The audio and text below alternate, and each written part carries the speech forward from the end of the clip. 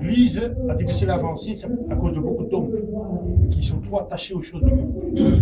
Donc le Seigneur m'a révélé ça comme ça. Et c'est vrai que le Seigneur nous rappelle dans la parole régulièrement de revenir à lui, de venir à lui. Et c'est vrai que nous, hommes, on a un travail important dans l'Église.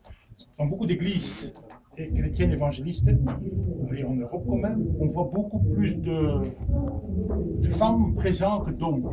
Alors moi je trouve que, je ne vais pas dire qu'il faut plus d'hommes que de femmes, non. Il faudrait au moins la même chose, l'égalité, 50-50. Et même dans les fonctions, quoi. Dans les fonctions de travailler et d'être présent dans l'Église.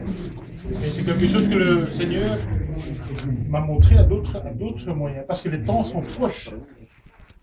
J'étais enchanté de rencontrer la semaine passée, le lendemain de la veillée, donc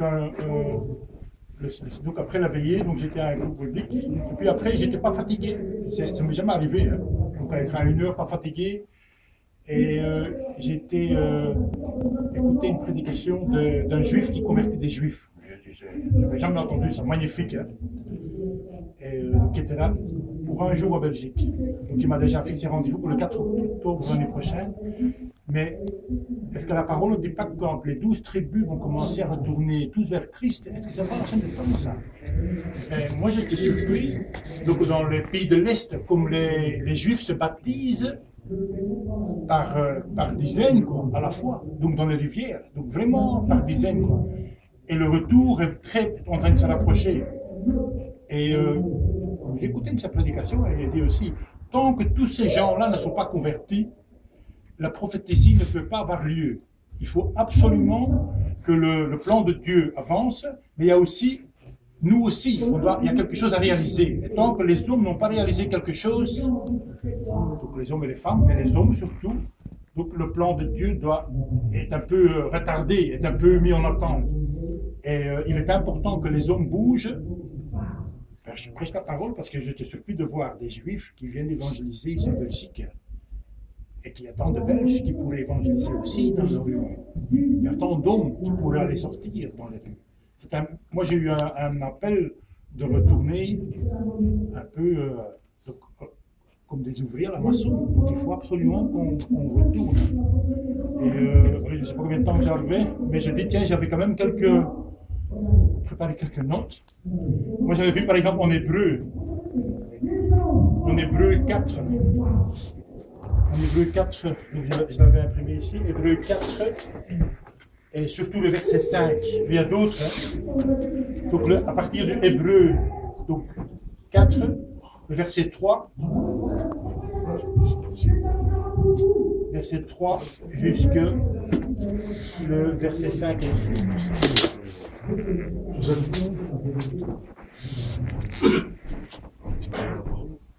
petit peu, oui, je vais préparer pour lui donner un enseignement.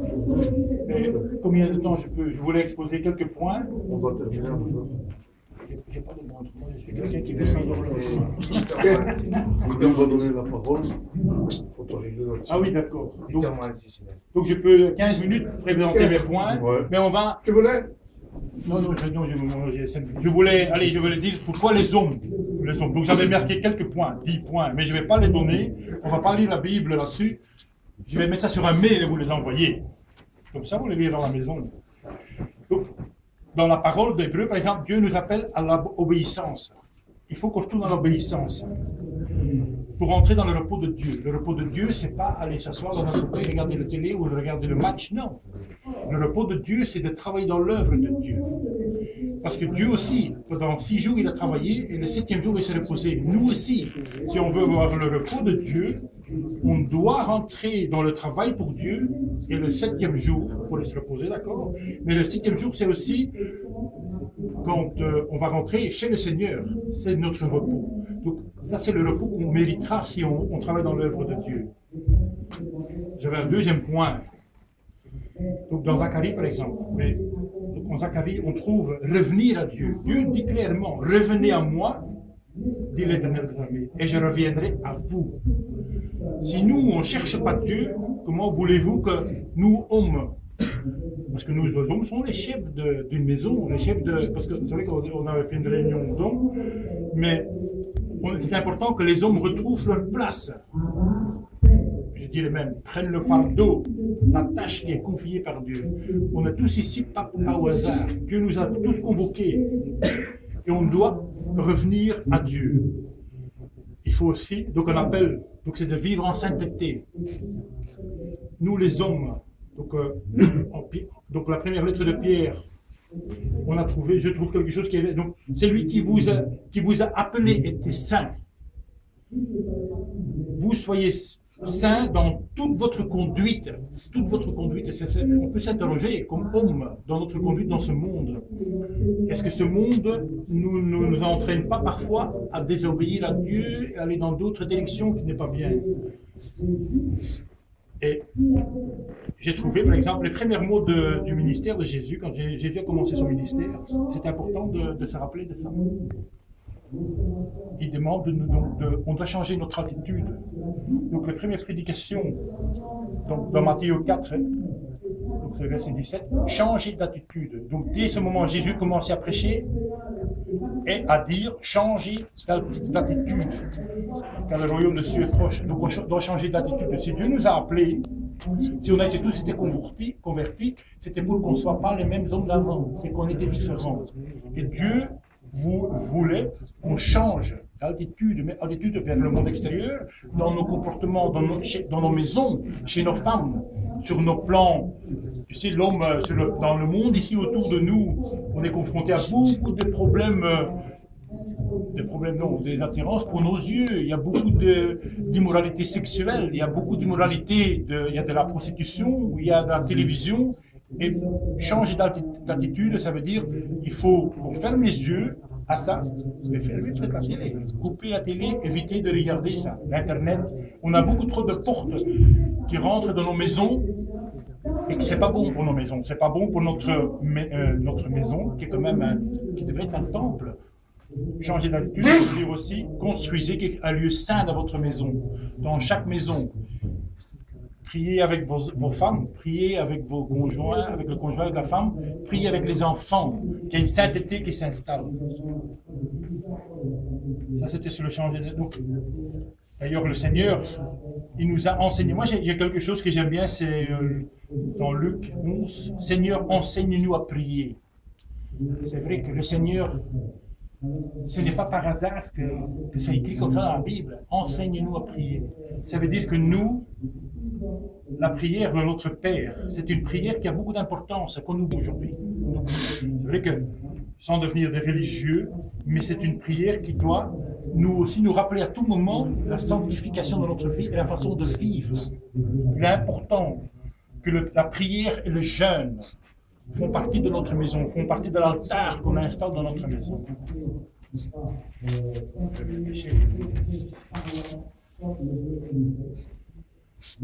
Pardon de Dieu, c'est vrai que nous les Européens, nous les Belges, moi je suis en versois, le pardon, qu'est-ce que c'est un mot difficile, pardonner, demander pardon à quelqu'un, c'est un mot très difficile ça.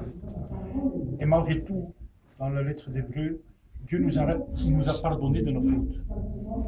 Et nous, on a difficile à pardonner les autres quand on fait marcher une fois sur les orteils ou quoi. On a difficile. On doit retrouver le vrai pardon. On doit pardonner dans nos couples, à nos conjoints. Par exemple, on peut avoir un différend, mais il ne faut pas que la nuit aille se coucher sur notre différend. Il faut régler son problème au plus vite. C'est vrai que des mots, quelques petits mots, ça peut arriver, mais il faut régler ça au plus vite à l'intérieur de la maison. Je reviens aussi vers la foi. La foi. Beaucoup, on manque de foi. Parce que la foi, tu sais, parfois quand quelque chose ne va pas facilement, donc ça veut dire qu'il nous manque de la foi. Et il faut s'inquiéter, il faut s'instruire, retrouver la foi qu'on avait au premier jour de notre naissance en Christ. Il faut retrouver cette foi. Elle doit revenir.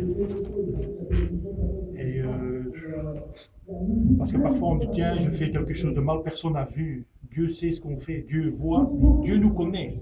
Dieu nous connaît nos faiblesses. Dieu sait exactement ce qui est. Ce qu'on peut faire et pas faire. Dieu regarde dans nos cœurs. On ne sait rien cacher à Dieu. D'ailleurs, le Seigneur jugera dans son peuple. Il jugera son peuple, tous on va être jugés. Et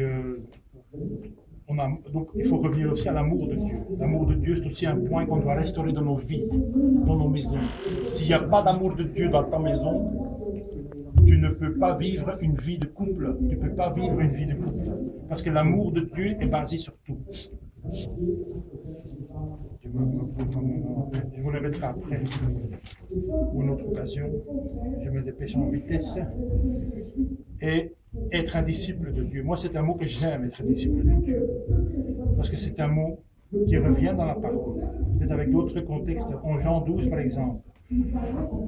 Si quelqu'un me sert, qui me suive là où je suis, lui aussi, donc là aussi sera le serviteur, le disciple. Si quelqu'un me sert, le Père l'honorera. Donc ça veut dire que si on marche avec Jésus, on marche aussi avec Dieu, avec le Père. Et nous, chrétiens, nous, hommes de la providence, on doit apprendre à marcher avec Jésus, marcher dans toutes les circonstances. Et laisser parfois les choses du monde de côté et dire la priorité c'est d'abord Dieu. D'abord mon Dieu. Et c'est vrai que j'avais un peu peur quand on avait fixé la date parce qu'il y avait un match de foot aujourd'hui. On entendait la Belgique. Je me dis, c'est dangereux parce que quand on dit un match de foot, tous les hommes vont disparaître, regardez, ça sera un grand écran et ils vont mettre Dieu de côté. Et ça c'est un tort. On doit la priorité c'est Dieu. Tu sais, un match de foot, on peut l'enregistrer, le regarder demain ou un autre jour. Mais Dieu, non. Il faut libérer son temps pour Dieu. C'est important que nous, les hommes, reviennent à Dieu. Et c'est vrai que moi, je vois toujours beaucoup plus de femmes présentes quand il y a une réunion de femmes. Mais nous, les hommes, on doit faire un effort beaucoup plus important d'appuyer le ministre. Donc, le pasteur, d'abord l'Église et la Providence, et aussi trouver un équilibre. Le plus bel équilibre, ce serait d'avoir moitié-moitié. S'il y a une femme, il faut un homme dans l'Église. C'est pas normal qu'il y a que 10% d'hommes sur les femmes. Non, il faut que les hommes retrouvent leur place dans cette Église. Il faut que les hommes retrouvent la place dans la Providence, qu'ils lèvent les bras pour travailler dans cette Église. Et c'est un appel que Dieu nous mettrait dans votre cœur. En cherchant Dieu, Dieu vous dira exactement vos talents, parce que chacun a un talent. Dieu vous a choisi, chacun, comme les apôtres, pas au hasard, non, avec un but spécifique. C'est pour aller les chercher, il dit celui-là il va faire ça, celui-là va faire ça. Dieu vous a donné un talent, et il faut prendre ce talent et l'utiliser. Parce que si vous ne le prenez pas, Dieu le donnera à quelqu'un d'autre. Et donc, soyez les disciples du Seigneur. Parce que le jour de l'Éternel sera plus vite qu'on le pense. Ça va s'approcher beaucoup plus vite. Et moi il y a un livre de la Bible qu'on n'utilise jamais, qu'on ne lit pas beaucoup, c'est Abdias. Donc le livre d'Abdias. Je ne sais pas si je le dis bien, je pense que je l'avais pris en néerlandais, mais j'avais traduit. Car le jour de l'Éternel est proche pour toutes les nations. Ça veut dire pas que les Juifs, nous aussi, on doit bouger. Il te sera fait comme tu auras fait. Donc Dieu, l'Éternel, te jugera comme toi tu auras jugé les gens du monde ou ton voisin ou tes amis. Parce que quand ces jours vont venir, Dieu va ramener les captifs. Et moi j'ai découvert la semaine passée que les captifs d'Israël, les Juifs d'Israël, sont en train de revenir en masse. Moi ça m'a surpris. Et moi j'étais honoré donc, de rencontrer un serviteur de Dieu aujourd'hui qui a servi aussi dans la guerre de 6 jours. Un jeune soldat qui était... Dieu l'a appelé quand il a détruit un temple d'un Égyptien. Son témoignage était très fort. Et c'est là le Seigneur a dit, imagine-toi que c'était toi qui étais dans ce temple. Et il a dit, ça m'a bouleversé. Il a dit, j'ai cherché la Bible parce que sa conversion était difficile. Parce qu'un juif qui dit, j'ai la Bible, il a dit, il a été demandé à son rabbin. Il a dit, il faut jeter ça. Il a dit, moi je ne jette pas ça parce qu'il y a la Torah dedans, plus le livre des prophètes. Et il m'a dit, qu'il l'a lu en cachette, en toutes ses couvertures, en espérant que Dieu n'allait pas le voir. Pour vous dire que comme la mentalité chez les Juifs était peur des autres aussi, parce qu'après il a étudié la parole dans la maison d'un chrétien, en cachette. Donc il donnait la clé, voilà, va étudier la Bible chez lui. Là. Et c'est important de voir, quand on voit que les 12 tribus, parce qu'on se demande, moi je me demandais, qu'est-ce qu'ils sont devenus ces 12 tribus? Et bien, quand on voit que dans le pays de l'Est, que beaucoup des Juifs sont revenus en Christ, d'ailleurs j'ai appris quelque chose, si vous rentrez dans une synagogue, si vous voyez les femmes en haut et les hommes en bas, ce sont des orthodoxes. Si vous rentrez dans une synagogue, vous voyez les familles ensemble, ce sont déjà des Juifs qui sont en train de vivre avec Christ. Et il y a beaucoup plus de synagogues déjà avec des familles ensemble, hommes et femmes ensemble et enfants. Et c'est un signe, c'est un signe de fin de temps. C'est un signe que le jour de l'Éternel est plus proche qu'on le pense. Et je vais terminer ici. Nos obstacles. Parce que c'est vrai qu'on a des obstacles dans notre vie. Tout le monde a des obstacles. Des obstacles avant d'arriver ici, des obstacles dans le travail, des obstacles à la maison, des disputes, des conflits, des différences. Mais si on ne brise pas tous ces obstacles, on arrivera nulle part. Votre ministère va stagner, il va stagner comme de l'eau morte. Il faut briser, ou il faut en parler. Si vous avez un problème dans votre maison, quoi, il faut parler de ça pour que cet obstacle soit brisé. Et c'est ainsi que vous allez avancer dans votre ministère, avancer dans votre vie de couple, dans votre maison, dans votre temple personnel, dans l'altar que vous aurez mis dans la maison. Et je vais terminer brièvement avec ça. Voilà, je vais laisser la parole aux serviteurs.